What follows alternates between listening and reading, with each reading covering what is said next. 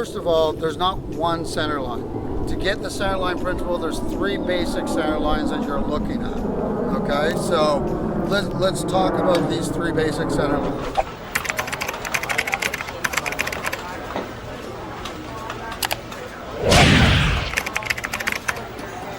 Sure that our audience understands what the true science of centerline principle is. You've seen it in Wing Chun, in boxing, Muay Thai, and again, if you're a martial artist, you want to learn this. This is going to better your defense, better your offense, and get you a better understanding of the true martial arts. And I'm going to have Grandmaster Greg Fraser come on in. He's going to explain the science of the centerline principles. There are 3 different centerline principles, not just one, and you guys are going to get all of that right now. Okay, so let's break down these 3 center lines that you need to know to understand the true centerline principle. The first one is the center line. So if you're looking at this right here, this is why I have the sticks here today. If you look at the center line being broken between, which bisects my left and right side, okay? I can be in kicker stance, I can be in any stance, okay? Whatever I happen to do, I want my center line. This is the center line. This is where people make a lot of mistake, is they think that if I'm here with John, and because this is the center line, that this is what everything is. So John's in here, okay, and everything is about my center line going in and maybe attacking his center line. Because if I'm talking about here, if I can drive through his center line, I got a straight force of driving him back. Okay? If I go off center line, it rotates. This is where people make most of the mistake. They think that's the center line principle, okay? So let's take a look at this. First one is the center line that's bisecting you, okay? The second one is if I give John a stick, the center line that is between the 2 of us, okay? So again, my center line that's bisecting me and his center line that's bisecting him, put a stance on, John, whichever stance it happens to be, okay? Now, if I'm in this center, and I'll move it so you can sort of see over my shoulder, and John, rotate towards me. So you can see those sticks right there, okay? And if Amy, you could sort of line those sticks up, you can see the center, even though my center would be here, I'm just taking myself out the back, okay? If you're looking through my stick to his stick, are you seeing that? Okay?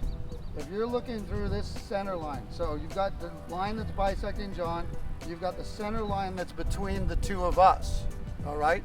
This line that's between the 2 of us. If John moves slightly off to the right or left, okay, this center line, my center line is still directed that direction, okay? So me driving down the center line, I'm off the centers of the 2 of us. So what I need to do is correct myself so that I'm in the center of him. So if we put these sticks down, just to give you an idea, John's in a fight stance, okay?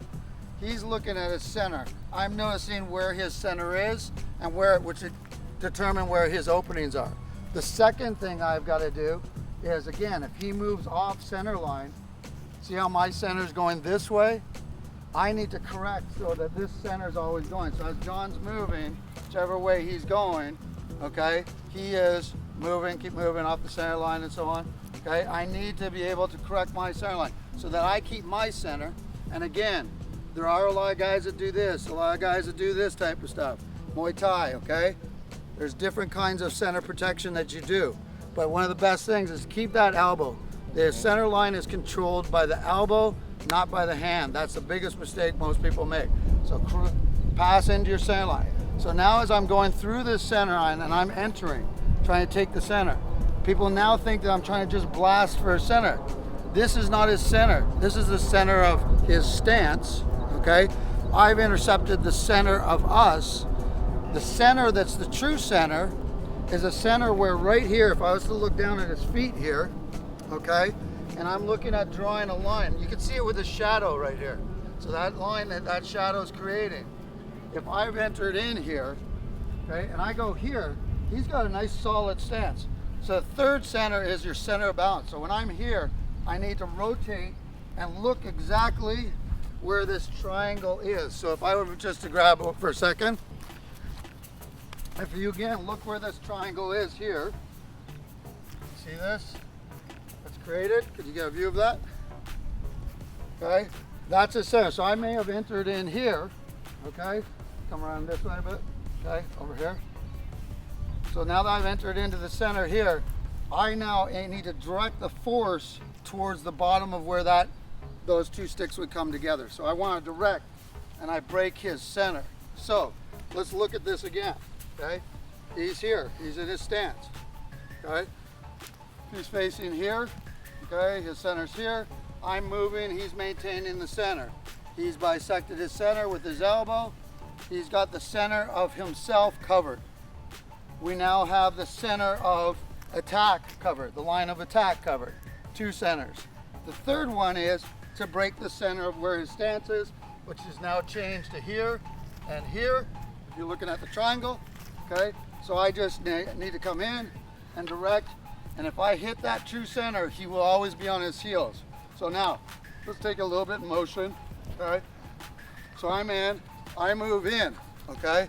When I'm here, if I push John, he's still solid. But see where his feet angle? That foot's angling out, this heel's angling out. Instead of pushing this way, I pivot and I push to where that triangle would be, and he's on his heels. That's the centerline principle, okay? You need to understand that all three of those have to come together to be able to break somebody's centerline. That's it. Not just blasting up the center, not the center of my stance or whatever stance I happen to be in, okay? This type, grappling, whatever. This is the base center. The center that's between you and I, okay, is the center of us, the second center. So if I move, line up your center with mine, Amy. Okay, so see, as I move, even though you see the bisection of my center, you also see the bisection of us, all right? Third one is, again, he moves, I come in, I push him or drive him off his center. And if doing so, I do it correctly, this is a perfect time to follow up with your power punches. This is when I should be going and driving. Second he anchors is when I should get out, move offline, start again. So guys, this is the beginning. This is what the centerline principle should be and how it should be explained. We would love to have comments from you. I'm going to turn it back to John right now. Want to help save lives? Hit the subscribe button, hit that bell. When he was doing that push, you can easily see the disruption of balance. And as all martial artists, that should be your number one concern, to look at your mental strategies on how you would win over that opponent, if it's sport or if it's self-defense, self-protection. How would you engage this threat and neutralize that person down? Now, when you translate this centerline principle, it now goes into how you would now adapt your strikes, how you would adapt your blocks. Because if you don't understand that centerline principle, when someone's punching and kicking you now, your body is wide open. And so like all you martial artists, when you start sparring, you're gonna find yourself getting caught with strikes from your opponent. If you are, where's that centerline? So centerline's the first principle for you to learn, and then come with us through the next few videos of martial science. Please give us all the feedback you guys can, preferably constructive feedback and not just a bunch of trolls. And other than that, we'd love to have you sign up.